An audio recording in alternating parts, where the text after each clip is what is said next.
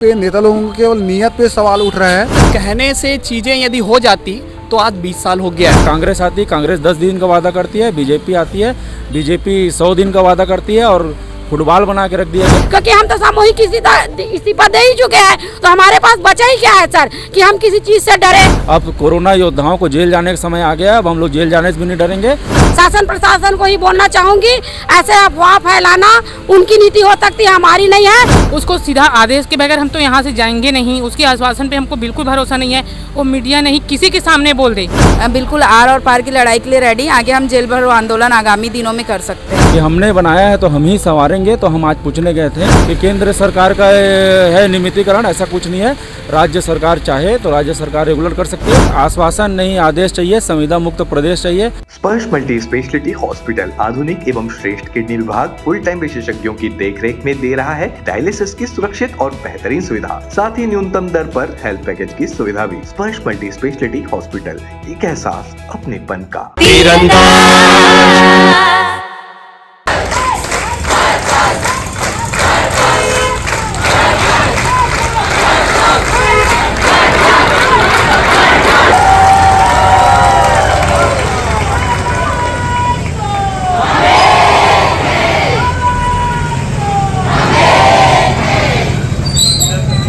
हम सब एक हैं। एनएचएम एकता जिंदाबाद। एनएचएम एकता जिंदाबाद। नियमितीकरण लेकर रहेंगे। नियमितीकरण लेकर रहेंगे।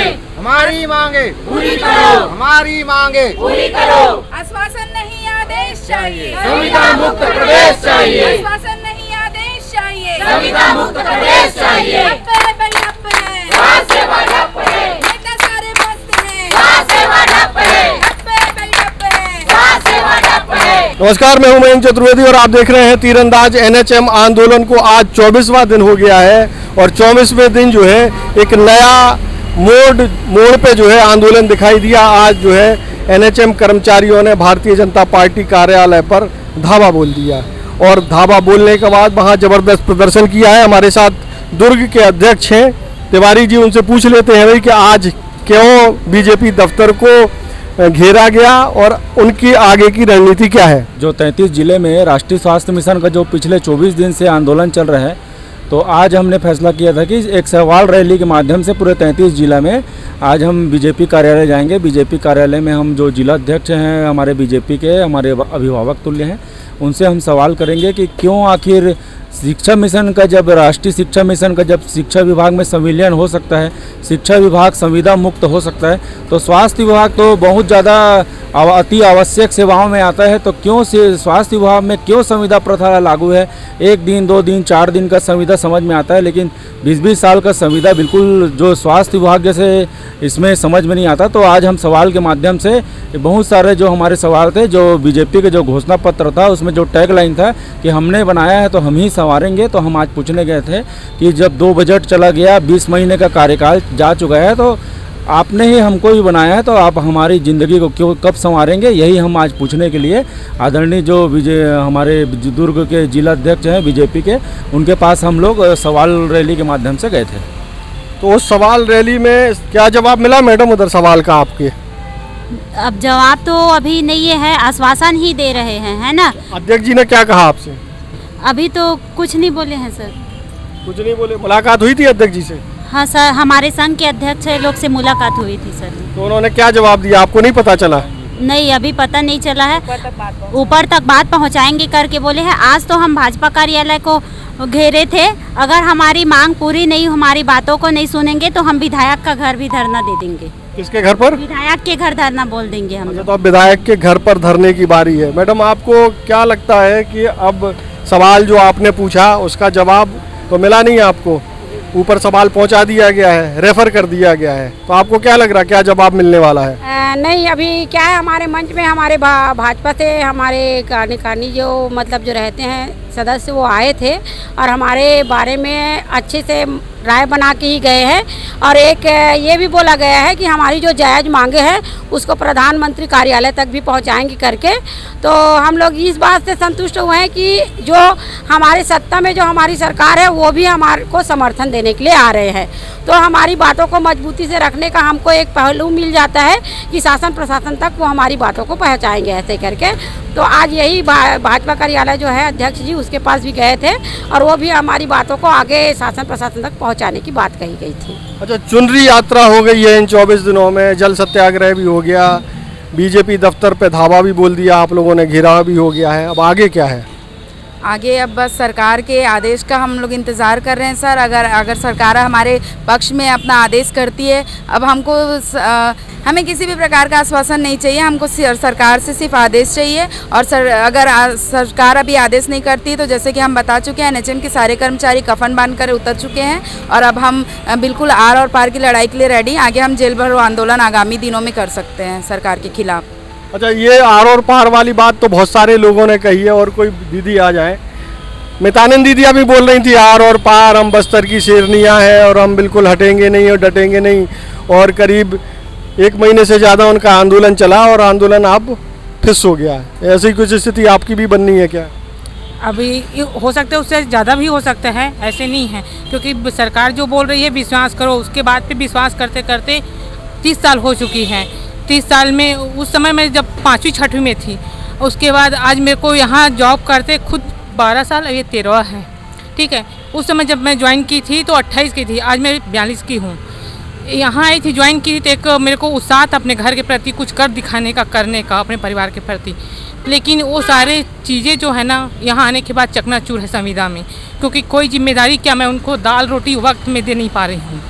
तो इसलिए ये सरकार पे विश्वास करना तो दूर की बात है, उसको सीधा आदेश के बगैर हम तो यहाँ से जाएंगे नहीं, उसके आश्वासन पे हमको बिल्कुल भरोसा नहीं है।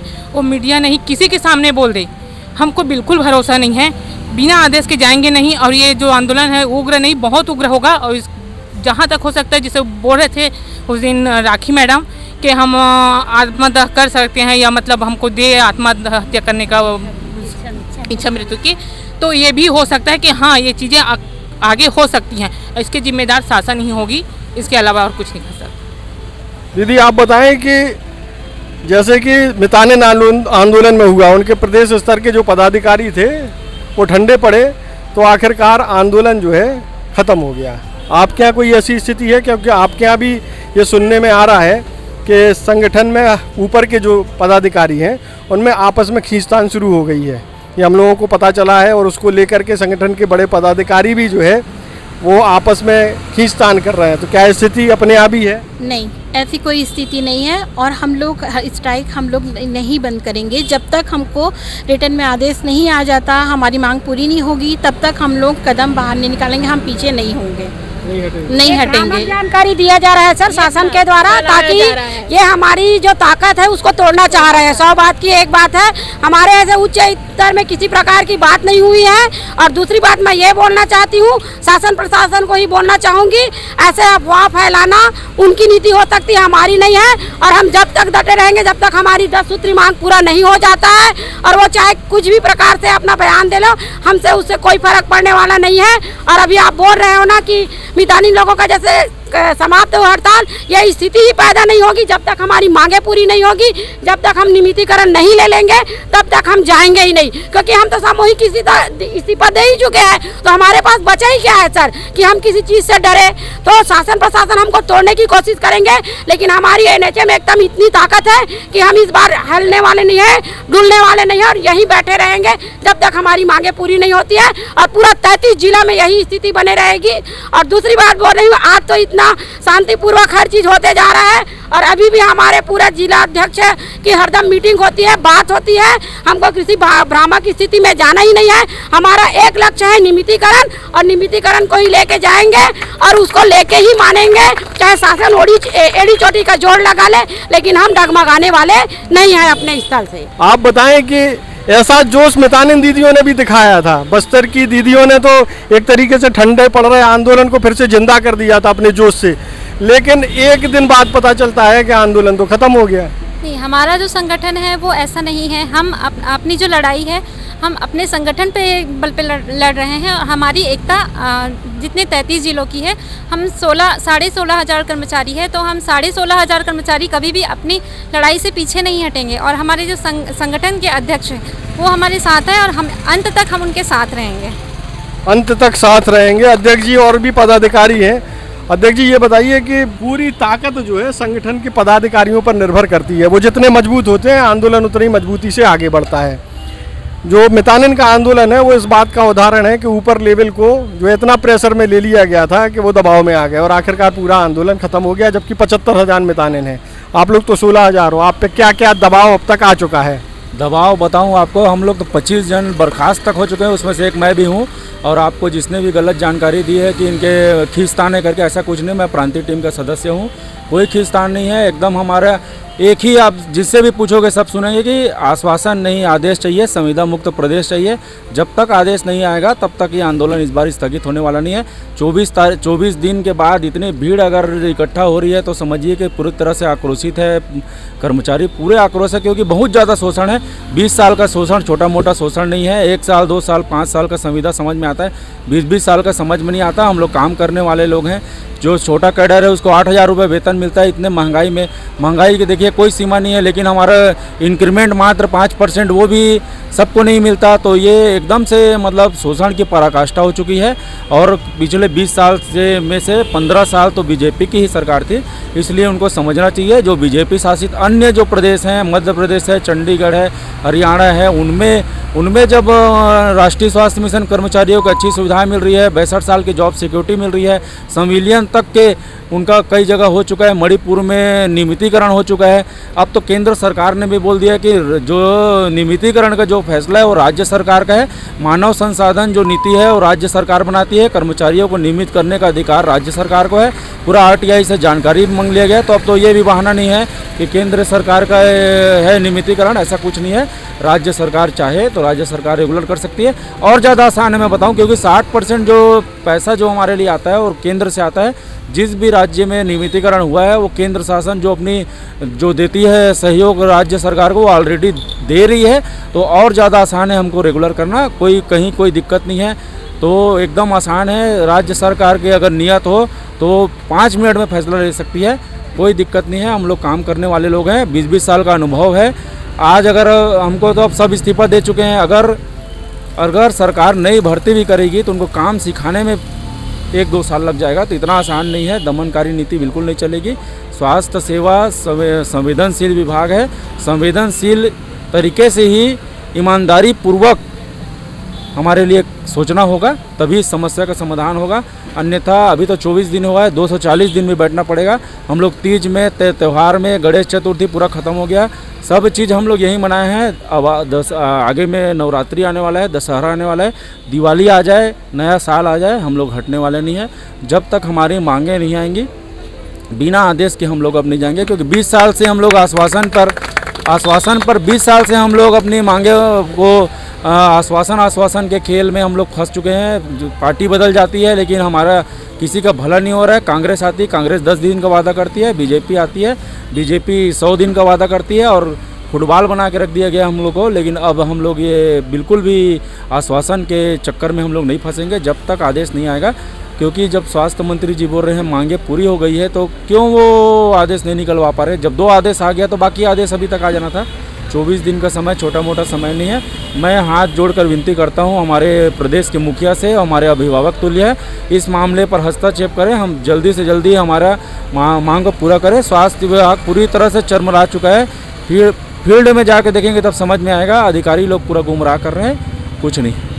अच्छा, आप तो प्रदेश पदाधिकारी भी हैं, प्रदेश से जुड़े हुए हैं बॉडी से, तो अब इस सवाल रैली के बाद क्या है? सवाल रैली के बाद आगामी शुक्रवार या शनिवार को, अभी आज हमारा तय हो जाएगा, संभाग स्तरीय बड़ा कार्यक्रम हर संभाग में होगा। और दुर्ग में भी 7 जिला के लोग आएंगे और 4 से 5 हज़ार लोगों की भीड़ रहेगी। उस दिन जेल भरो आंदोलन हम लोग करेंगे। अब कोरोना योद्धाओं को जेल जाने का समय आ गया, अब हम लोग जेल जाने से भी नहीं डरेंगे।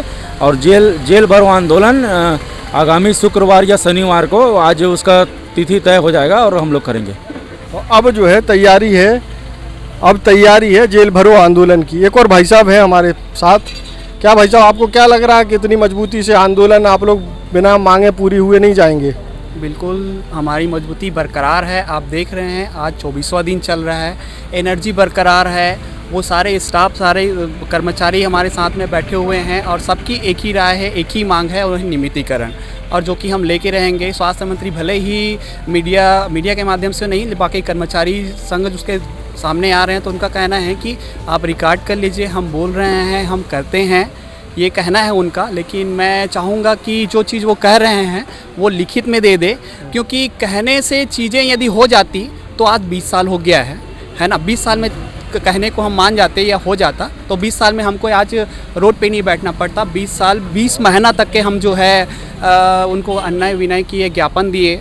आज 20 से ऊपर दिन हो गया तो बोला जाए 20 वर्ष हमारा कार्यक्रम चलता हो गया। 20 मंथ हम उनको दे दिए, आपको भाई आप इस प्रक्रिया में आगे बढ़ाइए, हमारा कुछ कीजिए करके अन्याय विनय ज्ञापन दे करके 170 बार। उसके बाद 20 दिन हो गए, 20 दिन से आज 25 दिन हो गए हमारा यहाँ हड़ताल में बैठे बैठे। यदि मौखिक हम मान ले तो इतने दिन में एक हमको नियमितीकरण मिल जाना चाहिए था, जो कि अभी तक हमें अप्राप्त है। तो हम निवेदन करेंगे कि अब ये 20 माह और ना आगे बढ़ाया जाए और जल्द से हमारी मांगों को पूरा की जाए। हमें सारे अनियमित कर्मचारियों को, संविदा कर्मचारियों को नियमित किया जाए और हम वापस अपने काम पे लौटना चाहते हैं, पर नियमितीकरण के साथ में। अंकल आप एक बात बताएं, इधर आ जाइए अंकल थोड़ा सा। ये आज की जो रैली थी, सवाल रैली, उसमें पार्टी के रिस्पॉन्स था, उससे आप कितने संतुष्ट हैं? पार्टी के रिस्पॉन्स तो नॉर्मल है, बट ये है हमारा कहना कि जब तक नहीं मानेंगे तब तक हम वापस नहीं आएंगे। और साथ ही अभी रेगुलर संघ में जो स्वास्थ्य कर्मचारी संघ है उनका सपोर्ट हमको मिल गया है, वो भी साथ में सपोर्ट देने के लिए, हमारा सहयोग देने के लिए आने वाले हैं।